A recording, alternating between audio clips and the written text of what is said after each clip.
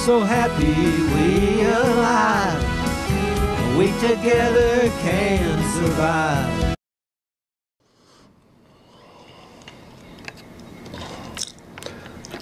Good evening and welcome to Louisville Late Night. This evening we're in gorgeous Owensboro, Kentucky, home of the International Bluegrass Museum. And just by coincidence, we've been fortunate to run into an extraordinary person, a journalist. And his name is Keith Schneider, and he is a contributing individual to the Circle of Blue, which he's going to tell you more about.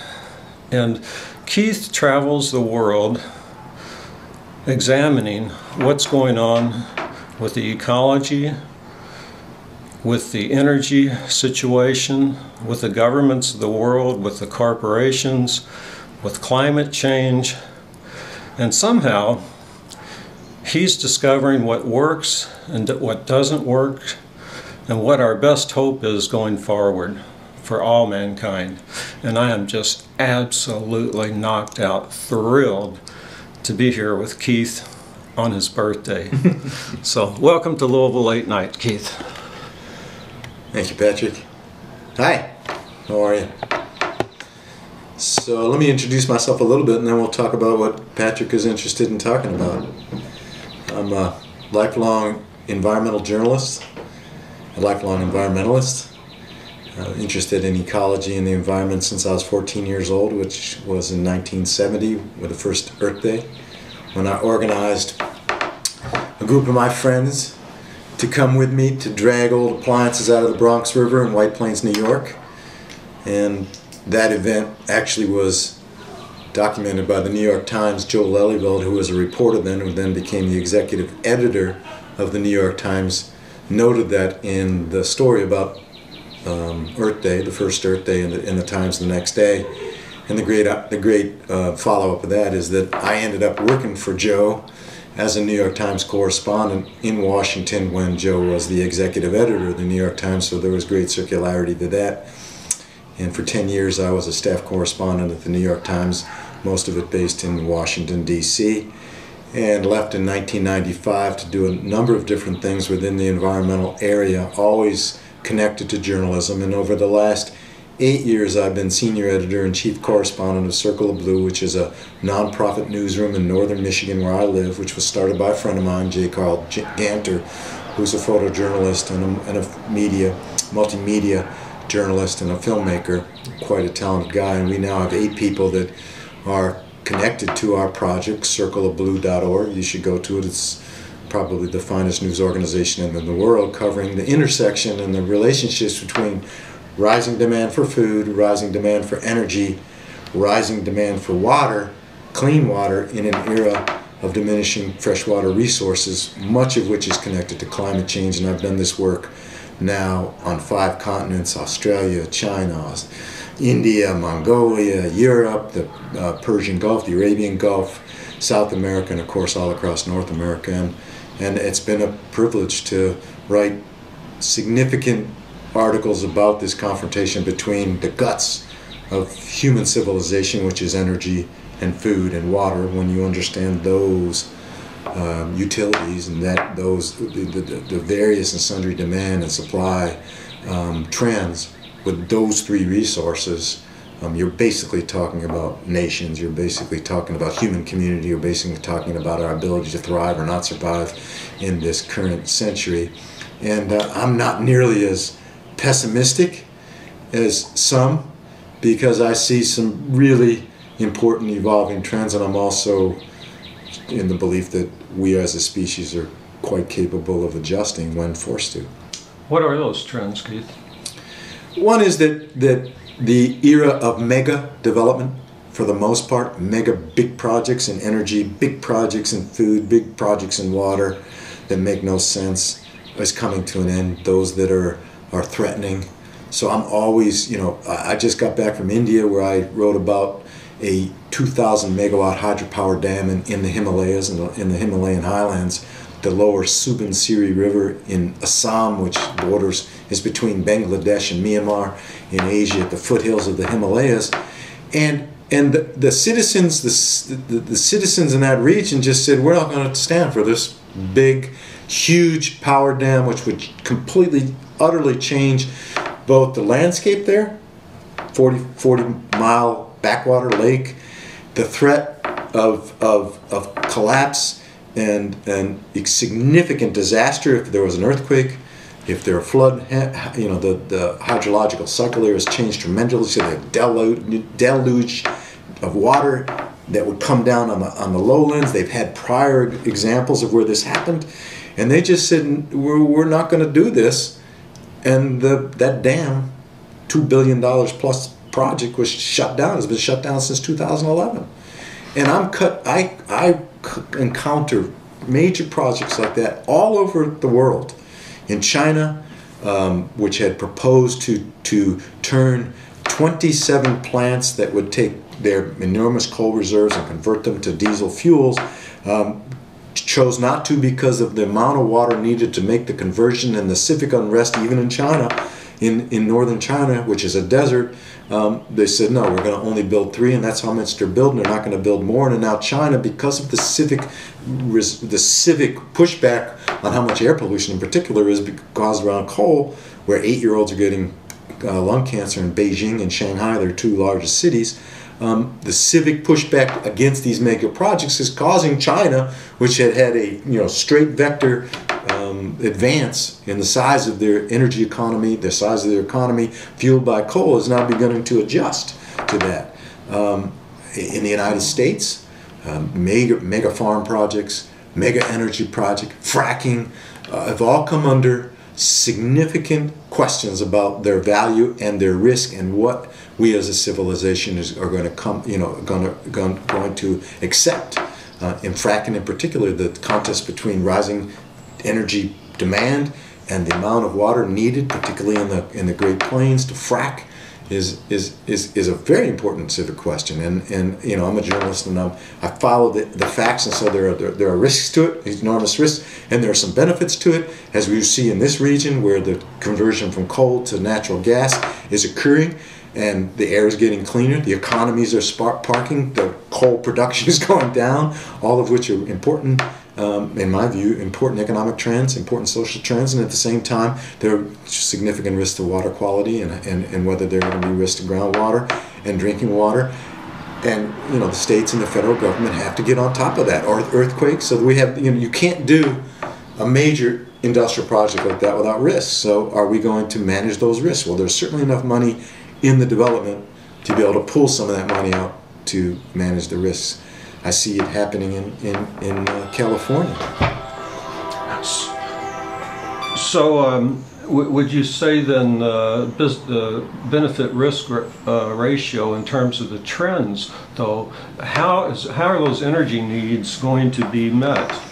In energy, in electrical energy, last year, $230 billion, US billion dollars, was invested in wind and solar around the world. So the major new push for new electrical generating capacity, one of them is wind and solar, which has come out of nowhere.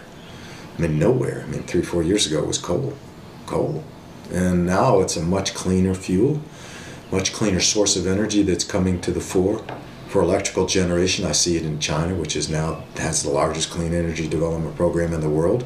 In the United States, new coal production is basically zero.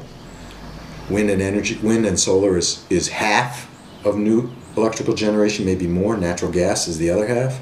Some hydropower, new electrical generation. So that's one positive trend, very positive trend for the world, and that's going to just going to improve. Why? Because the fuel is cheap. The fuel is basically for free. We're not charging for sun and we're not charging for wind.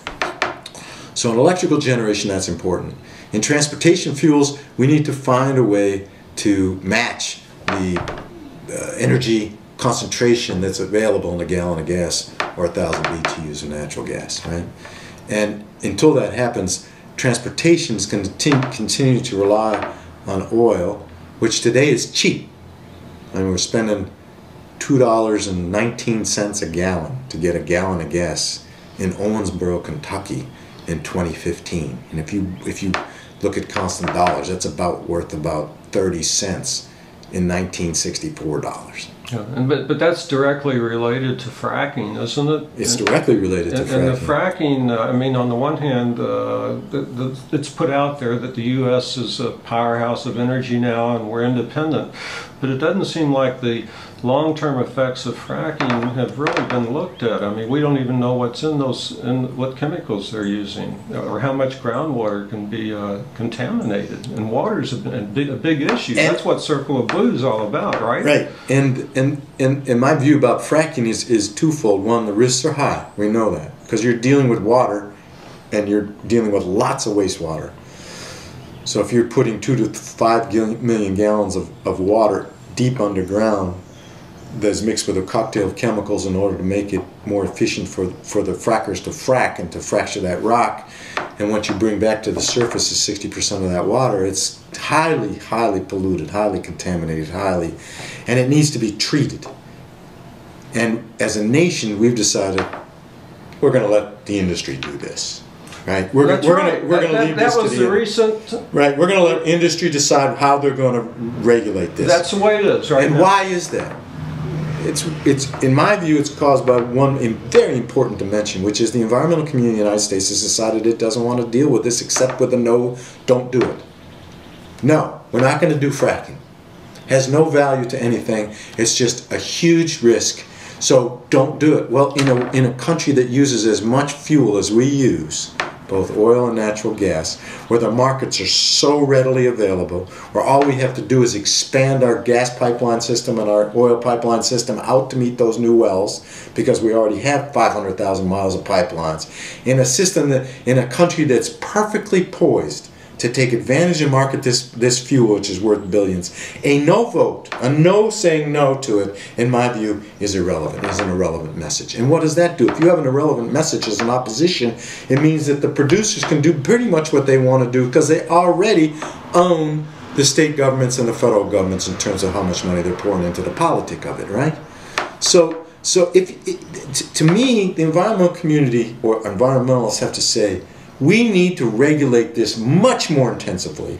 And by the way, we have the ability to siphon off some of the revenue from this development to produce the regulatory system that we need. We already have a lot of experience in the United States in treating wastewater. Right? We have the Clean Water Act. We've been treating all kinds of wastewater since 1972. Yeah, but this isn't wastewater that's been permanently damaged, like from fracking chemicals. But we treat industrial wastewaters. We recycle industrial, municipal, biological wastewaters. We can recycle this water in all kinds of different ways. But if you tell your industry, you're on your own, just because we don't have the political capital, right, in these states to force you to do anything else. So you as an industry are going to make these adjustments based on what you think is the risk of being impeded from what you're doing. And what's the biggest impediment to fracking in the United States today?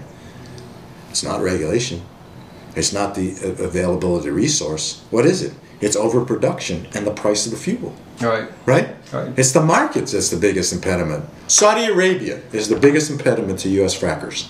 Because Saudi Arabia is not turning off their spigot. They're going to war with the American petroleum producers in order to bring this price down to a way that they cannot cash flow on the person. So all of this fracking, all of this new development is in a stasis. It's coming down. They're not new. The rig counts in the United States are way down. This week, Schlumberger, which is one of the biggest fracking outfits in the world, laid off 12,000 people. So the market is the biggest impediment to fracking in the U.S., not the regulatory system, not environmentalists, not the price of the fuel, not the availability of fuel. It's the market. It's Saudi Arabia that's competing with us. So I see, as a journalist, the value. There's benefits of it. Why? Coal production to generate electricity is absolutely the worst.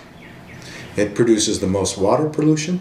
It produces the most air pollution. When you run these coal-fired power plants, you always have a waste pile there. You have a coal pile and a waste pile. They all leach, road, dirty wastewater into rivers that they're near, right? They use a ton. I mean, half of the water withdrawals in the United States are to cool coal-fired power plants. I mean, every step of the production and use and combustion of coal in the United States and worldwide is the absolute worst. Water polluter, right? Air polluter, land damager, all of it. And what I say to folks is, look, you know, think of me what you want, but I'm a journalist. I'm not an ideologue. I'm a pragmatist. I'm a journalist. I look at the facts and I say to you on the base of it, if we could regulate this stuff in the way it should be regulated, how much water goes into those fracking and how we treat the water and whether we're going to recycle that water, I'll take 40 fracked natural gas wells in eastern Ohio for 3 mountaintop removals in West Virginia any day. Because if you look at the risks of both of them, mountaintop removal in West Virginia is absolutely, we're flowing up mountains, throwing all that overburden into the valleys, causing all kinds of erosion, all kinds of water pollution, all kinds of air pollution, all kinds of damage to the land, right? Those 30, 40 wells in eastern Ohio, not nearly the same. And then the end uses are not nearly the same. A natural gas-fired electrical plant takes 40 acres. A coal-fired plant takes 400 acres. Why? Because you need coal piles, and they're all leaking. So, I mean, you go through the Ohio River Valley. You go through the Ohio River Valley today from what it was 20 years ago. Given what's happened in Pennsylvania and Ohio and West Virginia on natural gas production. This, and I've been through the, I've been at this a long time, man.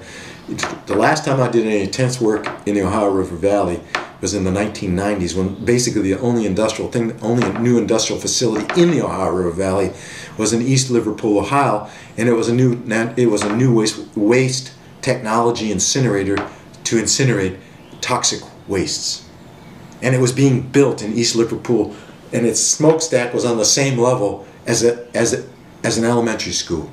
The smokestack ended at a level. And the elementary school was also on this bluff. It was built basically next door to an elementary school. And people fought to have it there because of the jobs. It was the only thing that was happening in Ohio River Valley, which had been turned into an economic sacrifice zone for this country for 35, 40 years. Right? And that whole region is much cleaner than it was. The river is cleaner than it was. There isn't nearly as much coal production occurring in eastern Kentucky, which, by the way, has 5 of the 10 poorest counties in the United States are in the coal belt of eastern Kentucky. So if coal is so good for our economy in the world, why are 5 of the 10 poorest counties in this country in Kentucky's eastern? I mean, on and on and on. You can make the case that this conversion from diminished coal production, increasing natural gas production, the industrialization, the new modern industrialization that's occurring in the Ohio Valley, the cleaner air, the cleaner water, the reduction in the amount of coal consumption and coal combustion in this region, on the aggregate in the risk and benefit, that's the positive risk side of the fracking boom. On the negative side, we can go on and on and on. Well, what about the message that's been put out there, and many people in the region, in Kentucky, for example, the war on coal and all of that? Is that rhetoric, just rhetoric, or? Oh, it's powerful rhetoric in Kentucky, because Kentucky's history with King Coal is long, and it's deep in Kentucky's cultural mean. Right? It's deep in your mean, deep in the mean here, and it's so misguided. And the reason it's misguided is because it's as though, and it's being led by the Senate Majority Leader, Mitch McConnell, who's a Republican, has been here a long time, whose own path to the top has shifted, and as his party got more conservative. It's misguided because Kentucky is the least energy efficient state in the country now. For the amount of energy being used per productive dollar, the higher concentrations of energy are being used for each dollar increase in productivity. In Kentucky, it's it's the what would I say, the lowest energy efficient state. Wow. And it's bad news. Well, I mean, it's good news for Ohio, Illinois, and Indiana because they're willing to compete as a competitive advantage on energy efficiency and price, right? There are 5 new steel plants in Ohio now. 5. Wow. There hadn't been one built in Ohio since 1983. There are now 5 in order for steel making, for pipes for fracking, but also steel for cars, steel for trucks, steel for farm implement makers, steel for construction implement makers, steel for new factories. All that's happening in this valley, you know, from Pittsburgh to Cairo now. This Ohio River Valley is having this incredible industrial, manufacturing, cultural, economic revival. You know, what was the Rust Belt is clearly, the rust is coming off the Rust Belt in a big, big way. And every city along this river, Pittsburgh, Cincinnati, Louisville, Owensville, Evansville, Henderson, they all have much lower unemployment, Wheeling, West Virginia, much lower unemployment rates than the states in which they reside, and much lower than the nation. So there's this very interesting convergence of basic transition in the economy here. So it gets back to the original question about coal. If you insist as the leadership, the Republican leadership and the leadership of the states that there's a war on coal, you essentially set yourself up in history as analogous to sailmakers in the 19th century trying to hold off the age of steamships. That's exactly what this is about. That you're going to persist in insisting that sail is a better way to move forward in history and economy than giving way to the next iteration. And the next iteration in energy is we're seeing it, especially in electrical energy, which is renewables and hydro, which is cheaper and more efficient and will produce more jobs and lead to more wealth than the old coal economy, which is essentially a 17th century fuel. You're relying on 17th century fuel to bring you into the 21st century is, and on the face of it, not a sound strategy for economic performance. Right. And I've already said in this interview that 5 of the 10 poorest counties in the country are in Kentucky's coal belt, and Kentucky's coal belt is producing much less coal. Much less coal. Kentucky's coal production and its employment and its use and its combustion of coal has been on the decline for 30 years. And you have the state's leadership saying it's a war on coal. Well, to me it sounds like it's more a war on Kentucky's capacity to respond to transition, you know, historic economic transition. And the longer that Kentucky decides that it's going to embrace coal as its primary fuel source, it merits serious consideration. Why? Because Kentucky coal is about the most expensive coal in the world now. And you know how much of it China is going to take up is unclear, because China's coal consumption is going to level off, thank goodness, here in the next 5-10 years. I don't know, maybe less, maybe in less time. India's coal consumption and its ability to import, it's unclear, but most of India's imports are coming from Indonesia, which are much closer. Now, how do I know this? Because I've been there. You know, I report on coal production and coal. I've been in coal mines, underground and surface coal mines, all over eastern India's coal belt. And India has its own. India is either the largest importer of coal at this point or the second largest behind China. Keeping Kentucky as a coal-dominant state for its energy needs in order to defend the eastern coal belt and here the western coal belt seems to me to be a strategy that is a loser, a long-time transitional loser on every possible way. And yes, it'll be a transition that's will be damaging to, you know, transitions are tough. Transitions are very tough. But you can picture it transitioning to a new economy in eastern Kentucky, where eastern Kentuckians have new resources. Well, eastern Kentucky has been in trauma for, how long has eastern Kentucky been in trauma? 60 years, 80 years? A long time. A long time. I mean, eastern Kentucky's trauma, economic trauma, is not solely based on coal, clearly. Right. But maybe if they brought in broadband internet for Eastern Kentucky, there's panoply of issues at work in Eastern Kentucky. I'm looking at all of Kentucky. I've done a lot of work in Louisville and a lot of work in Owensboro. Both cities are thriving now in a way that they haven't thrived in generations. In an era in which government, we are told, smaller government is better, what did Louisville do? It expanded its government. It merged its city government with its county government in order to get a larger population base, in order to be able to market itself as a major city in the United States, which had all kinds of benefits to it. And if you go to Louisville now, Louisville invented the industry of health care for retired people and older people. It's a $20 billion a year industry in home health care and extended health care, where Humana partnered with the University of Louisville and the city, and they developed this incredible infrastructure of jobs and companies, and there are 500 companies now in Louisville that have given birth to the country's largest extended care industry, let's call it that. It came out of nowhere, right? Yeah. Nowhere. Yeah. You look at Cincinnati. What did Cincinnati do? Cincinnati had lots of coal-related jobs in Cincinnati 4 years ago because a lot of the companies were based there. They had utilities based there, a lot of them coal based there. They also had a marketing industry there led around Procter & Gamble.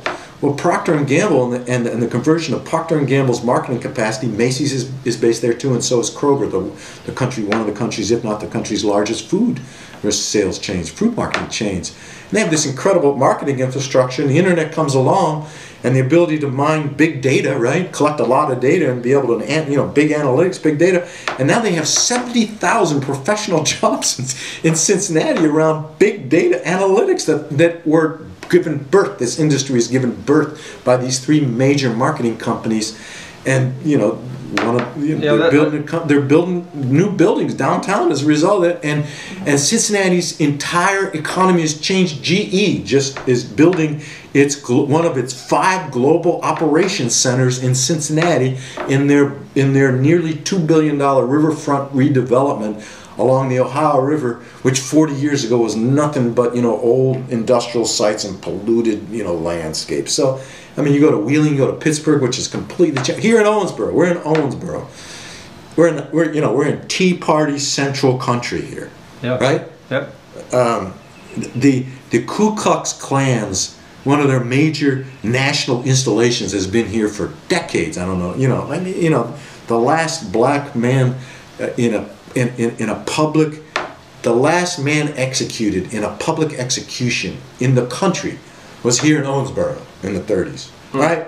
This is Owensboro. Nothing was happening in this town. And it's a great little town. It sits on the Ohio River. It's been here since Lewis and Clark was here in the early 1800s. It's an awesome little town. And you're in the middle of Tea Party country in 2009, approved a small tax increase to raise its insurance taxes. And in Kentucky, you can put a tax on your insurance premiums except for health insurance. It's for a small increase in insurance premiums, which amount to, I don't know, $80 a year per homeowner.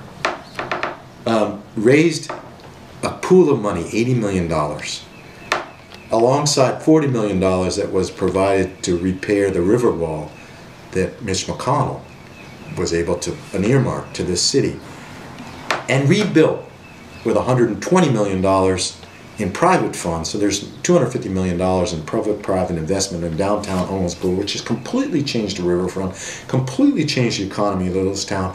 Over the last 4 years since I've been around, it has completely changed. Owensboro now has arguably the prettiest waterfront on the Ohio River. Every home within a mile and a half, 2 miles of that development, and maybe farther, their property values are going up 5 to 7% a year now. In large part of what's going on in the redevelopment of downtown. In a place that raised its taxes in the era of no new taxes, in a power center of the Tea Party. Rand Paul ran for senator, his first Senate campaign, won here overwhelmingly, like by 65 to 35, right? Mm-hmm. And at the local level, approved a local tax increase, a public investment for public priorities to improve the public sphere downtown and change the world of Owensboro, change the future for this city. So I'm just, the potential for cities and people that can see the future and are fearless and courageous enough to go grab it is huge in the United States of America. And we're in a city which is proving that every day, and we're in a region which is proving that every day. So a state that says we're going to be, we are wedded to a 17th century technology to power the 21st century is lost in my view, on the face of it. It's just not a strategy that has any value to improving the well-being of the citizens of Kentucky. It is not a strategy that's a winning strategy. In now and in the future, it's a losing strategy every time, every week that goes on. You mentioned earlier about the data mining of big data. Somehow that's enigmatic or symbolic, or a soundbite that came out a while back in Fortune magazine or something. Was it the value of mining data was now bigger than the value of mining oil? That there was more money going into, or more money could be made from mining big data as mining oil. Well, what I see around the world, and I've been now traveling around the world extensively for, 2015, 7 years. My first big project was in Australia, which was reckoning with a major drought like we're having in California. The Millennium Drought in Australia lasted 12 years, and it crippled their agriculture industry. In fact, they lost their rice industry there. Largest rice production sector in the southern hemisphere went under because they didn't have enough water to grow rice.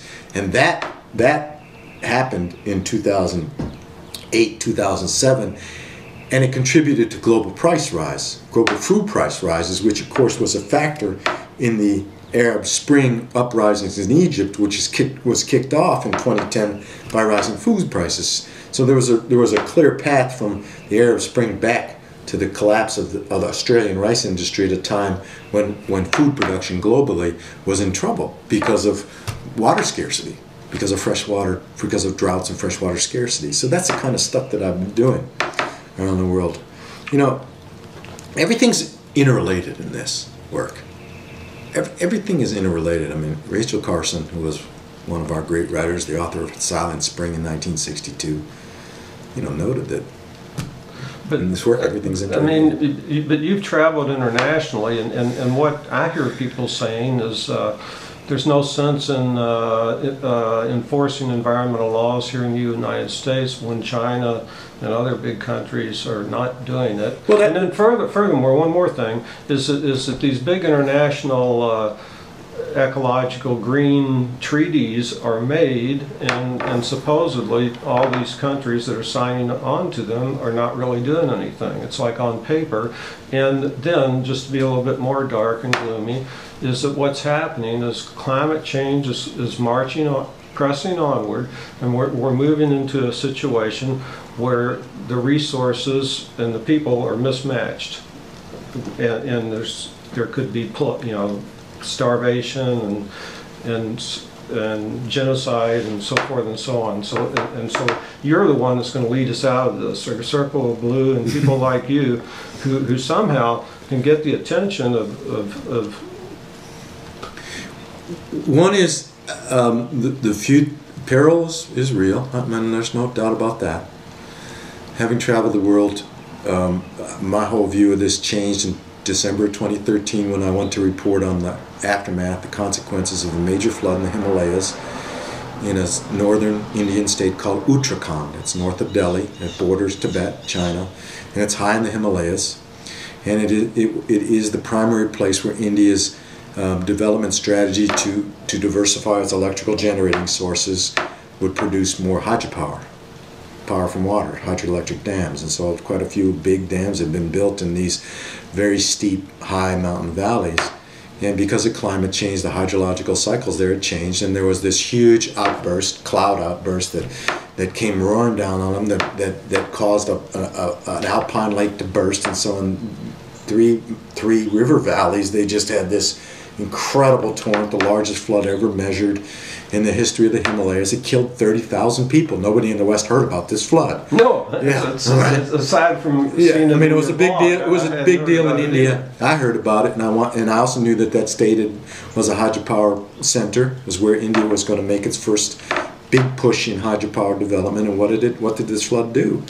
And so I went up there in December of 2013, took a week, and toured that area on its crippled one way in, one way out highways. I mean, on roads that had been washed away on these steep slopes. They were digging into the mountains to put the soil back into place so I could get. I mean, it was harrowing. So what I saw was valleys filled with rubble, and I'd never seen anything like this in my life. And I've covered disasters, man-made and natural, for decades.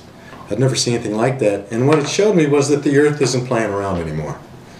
You know, the earth is pushing back very hard. And humanity is in the way.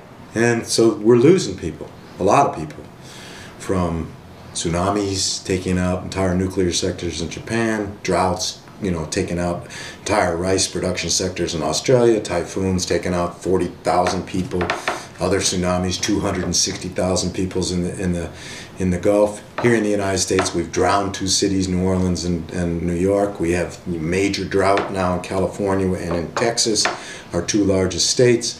So the earth isn't playing around anymore, and there are more people, more of us, and more of us in harm's way. And so how is humanity going to adjust? Are we going to adjust? And yes, we are going to adjust. So, for instance, in Uchikan, the government there said, we got to do this differently. After decades of we're going to push to build these big dams, they're now saying, well, maybe we shouldn't build some here, there, in the next place.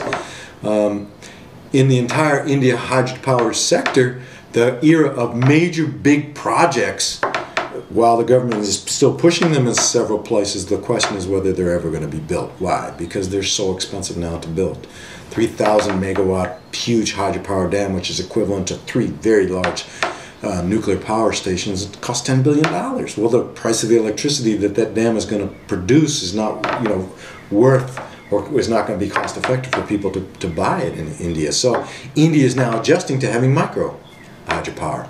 So in that same area where the first dam that I went to that was shut down, the lower Subansiri, the major hydropower development there is in micro, 100 kilowatts, not 100 megawatt dams. Small dams in streams, much more amenable, sensitive. I didn't even know about this. Yeah, to the ecosystems that they develop in, much more sensitive. Like beavers. Right, exactly. And, much less damage, much more easy to take, much more decentralized. So that's another, effect of what I'm seeing around the world about these positive trends, that there's more decentralization in our systems. Because centralizing our systems doesn't make much sense in a world in which centralization, which is huge power, which is huge mega projects, which is these huge things to be able to manage in an era in which managing them is so much more difficult, because the Earth's capacity to insult, intimidate, provide impediments to whatever it is, big road system, big rail systems, big electrical systems, big communication systems, our systems are very fragile, very fragile. A snowstorm in Boston shuts down all of New England. One snowstorm, right? So, I mean, a flip switch in Ohio can bring the entire grid of the Northeast down. I mean, it's happened. That's what happened about 4 or 5 years ago, right? Yeah. Right. So, in California, we're seeing it. We're 4 years of drought, of changing people's mores and practices. So, I just wrote about Santa Barbara. So, Santa Barbara is not exactly the citadel of progressive thought about anything. But Santa Barbara's, no new taxes, no cost. We don't pay public infrastructure for anything. We're not willing to invest in nothing. All that's out the window when faced with an ecological emergency in which they don't have any water. So they're about to spend $40 million to turn on a desalination plant that converts seawater, they're right on the ocean, to fresh water. Their water rates are going to go up from 35% to 48%. For major water users, that's over $100 a month. The era of cheap water is ending in Santa Barbara, as it is in much of California, and people are going, you know, for the extra increase in my water bill, which is essentially going to be even less than what they're spending on their cell phones, we'll quit worrying about the ideologies of it, about no new taxes, no infant. I mean, that's all out there. That's nonsense in an era of reality. And so the Earth is forcing us to be much more realistic and pragmatic, I think, than what, you know, our ideologies say. But most representatives of our government, or many of them, are in total denial that climate change even exists, or that's related to we have a major political party that has decided that it's going to view, you know, climate change like sailmakers viewed the transition from sailmaking to steam power. And they're in charge. So far. We'll see. We'll see. So far, you know. But at one point, do we adjust that? At what point does our political choices and how we manage ourselves change to adjust to the new realities? And we're seeing it in California. I mean, it's happening in California. We have a slow-moving ecological emergency in California. 4 years of drought, which shows no sign of abating. It's the worst ecological emergency in the United States since the Dust Bowl. It's the major states, the major food-growing states, big energy producer. It has more people than any place in America. It is in many ways America, right? And the view that we have no usefulness for public investment and for public purposes is out the window. California just approved a $7.5 billion bond fund in order to invest in its water infrastructure so that it's better positioned to handle drought. That's just a drop in a bucket of what's coming, because California has to rearrange how it lives in the 21st century. The idea that we can continue to have a high energy, high resource, very expensive way of life and civilizing pattern, which was the civilizing pattern that we built in California and the nation for an era of fairly high moisture content, which was the 20th century, does not fit the conditions of the 21st century. Just as much of the way that we do business in the United States doesn't fit the conditions of the 21st century. The 20th century America was built on a whole different set of market conditions. It was built on the conditions of cheap land, low population, core competency in our major industries, right? Rising personal wealth, rising government wealth, right? Mm-hmm. Right? Low energy costs, right? Mm-hmm. Every single one. So we built, you know, these spread out American suburban metropolitan regions, and we connected ourselves in cars and very expensive highways and very expensive waterworks, right? And for 50 years it worked fairly well. You know, it ain't working, clearly, you know, in many, many places. Suburbs are now shrinking back to cities, right? Mm-hmm. Right? Our vehicle miles rates, the amount of miles that we're driving is reducing. The amount of energy that we're using is declining. Right? So we're kind of adjusting within the market to these new conditions. Politically, we're not. Right? I mean, politically, we have these like crazy debates about, you know, whether gay marriage is, you know, ruining America's core value system. Well, you know, I'm happy to be one that doesn't believe that's the case, and I think that's a majority view, and clearly it's a majority view within the country.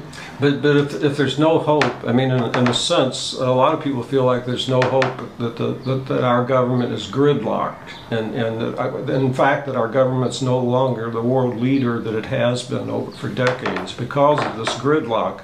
And if we're in gridlock and can't agree on very basic realities having to do with climate change and what needs to be done or what can be done, and investment, how in the world can we then connect with other global powers that are very much in the same grid with us, so to speak? Well, I'm certainly not a soothsayer.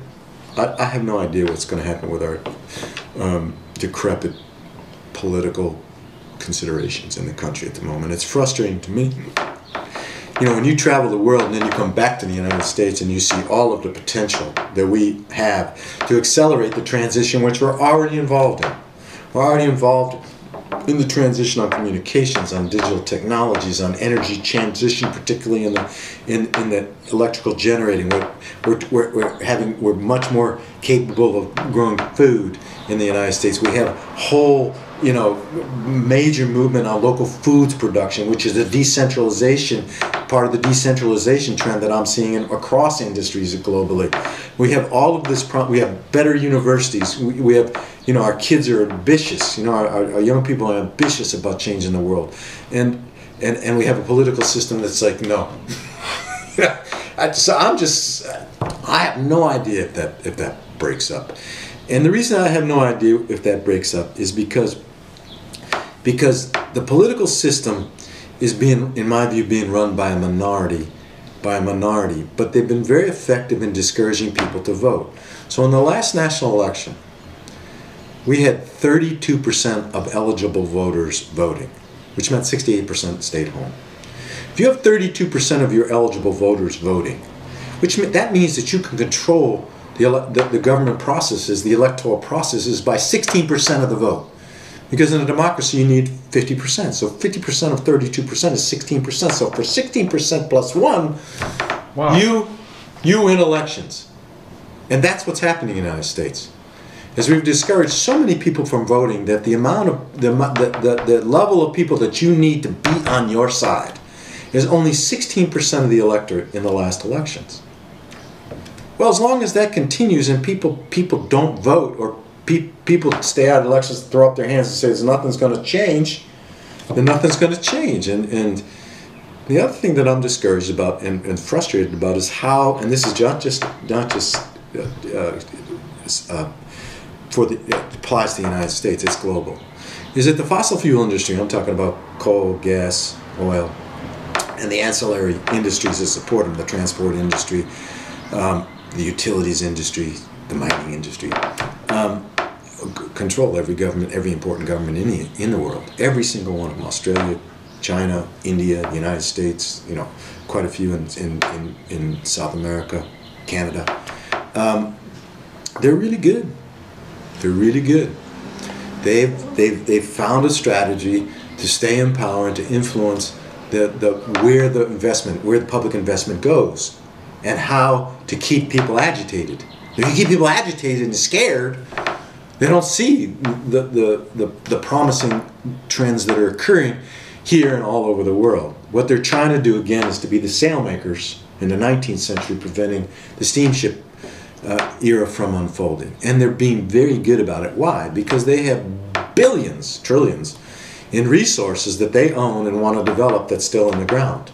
Well, also a lot of what you're talking about in Circle of Blue is not on the evening news. No. And they determine what's on the evening news, and to a great extent it doesn't go beyond the United States, unless you're watching BBC, and then even then there's corporate. Patrick, it breaks through, and I've spent my career reporting on the obscure but the important. And I've had a hell of a career doing it. And every now and again, something that we're writing intensely about becomes a global issue, such as the California drought. So we've been writing about water resources in California for several years now, and it became a drought. And my organization is right at the head of the pack of people that I'm being interviewed pretty regularly now by prominent national news. But what's really hopeful for me about this work, in November, the United States and China signed a climate agreement in which the two most important economies in the world, the two leaders of those economies, agreed to reduce their climate emissions. And the agreement doesn't call for huge, big major changes in both countries, but it was a important indicator of the significance that both those nations put in climate change as a risk. Very important. The United States is either going to meet its goals for that agreement, and China is going to meet its goals, because China basically said we're going to reduce the amount of coal we're producing, and we got till 2030 to do so. But what was significant about it is the agreement had 6 provisions. 2 of those provisions dealt with energy and water, and both of those provisions were heavily influenced and informed by the work that Circle of Blue, myself in particular, and others in our team, in alliance with a whole group of global folks that have been traveling back and forth. I've been to China 9 times. 3 of them were for speaking tours in giving our findings of what we were finding about the energy water matrix up there, which is the fact that they don't have enough water to do what they want to do in their span of energy production and economic development. They just don't have enough water to do it, and they're going to run out if they continue to do what they're doing. And they looked at this and they said, whoa, this is pretty interesting data. The bottom line is that Circle of Blues journalism, coupled with the kinds of diplomatic effort that was brought by our partner, the Wilson Center in Washington, D.C., which has got great China context, and all the work that we've been doing to inform the scientists out there, the universities out there, the grassroots people, the media, all these tours and all the reporting we've done, was able to insert 2 of the 6 provisions into this climate agreement. And this is the breakthrough diplomatic agreement that's going to lead to the global climate agreement, potentially in Paris in December.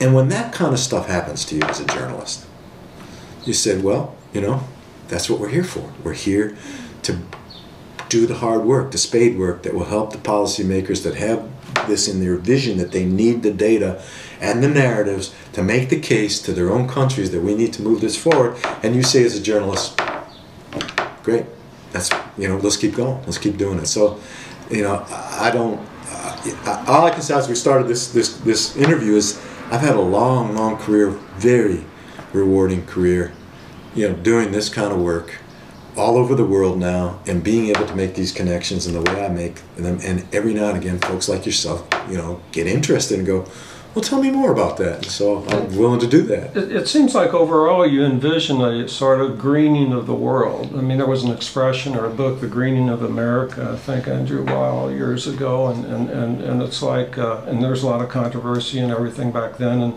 right now it's the same kind of there, and I feel like you have a sense of direction and positivity and connectedness, a global connectedness that is just hopeful and surprising.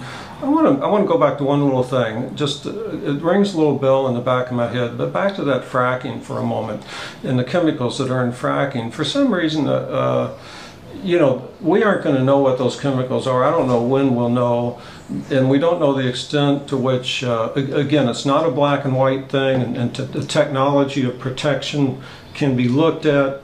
I understand what where you're going, and that all makes sense. But at the same time, to me, it reminds me of the Aaron Brockovich thing again. I feel like you're kind of a Aaron Brockovich who's getting into the real problems with the old technologies, if you will, and talking about it. And one of the big things with cigarettes, or that whole thing, was a lack of transparency about what chemicals go into cigarettes, because it was these chemicals that were causing lung cancer and other medical problems, and there was total denial by the tobacco companies that there was a relationship between, you know, these chemicals and cancer. By the same token, here you are, you're dealing with the basic resources of life, you know, earth, air, fire, water, purity, and I